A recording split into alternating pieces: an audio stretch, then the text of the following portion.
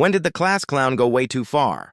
My best friend Andy was always known as the class clown at Lincoln High. Everyone loved him. Teachers would roll their eyes but laugh at his jokes. Girls thought he was charming and guys wanted to be his friend. Even I had to admit some of his pranks were pretty genius. He once filled the entire football field with plastic flamingos the night before a big game. But something changed senior year. His parents got divorced and his dad moved across the country with his new girlfriend.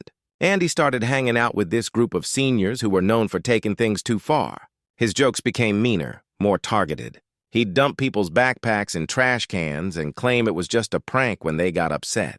I tried talking to him about it, but he'd just laugh it off and say everyone was too sensitive nowadays. Then he started targeting Oliver, this freshman kid who had severe anxiety. Oliver would sit alone at lunch, always wearing these thick glasses and reading his books. Andy and his new friends thought it was hilarious to steal his glasses and play keep away. One day, I found Oliver having a panic attack in the bathroom after Andy had locked his backpack in his locker. The kid was hyperventilating, saying he needed his medication. I had to get the school nurse involved. When I confronted Andy, he just shrugged and said Oliver needed to toughen up.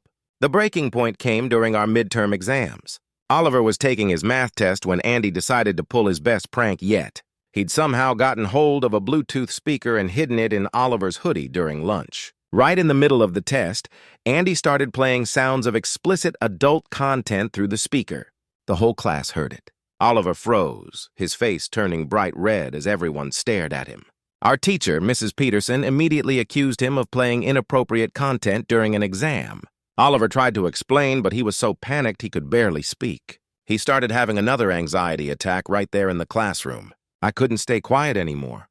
I stood up and told Mrs. Peterson everything about Andy's pranks, about the speaker, about how he'd been targeting Oliver all semester. Andy's face changed from amusement to anger as I kept talking. His new friends started calling me a snitch. The principal got involved when they searched Oliver's hoodie and found the speaker. They checked the Bluetooth connection. It led straight to Andy's phone. They also found videos on his phone of all the pranks he'd pulled on Oliver. He'd been recording everything and sharing it in a private group chat. The school board had a zero-tolerance policy for bullying. Andy was expelled 3 months before graduation. His college acceptance was rescinded when the school found out why he was expelled. His new friends immediately abandoned him, pretending they had nothing to do with it. 2 weeks later, Andy showed up at my house.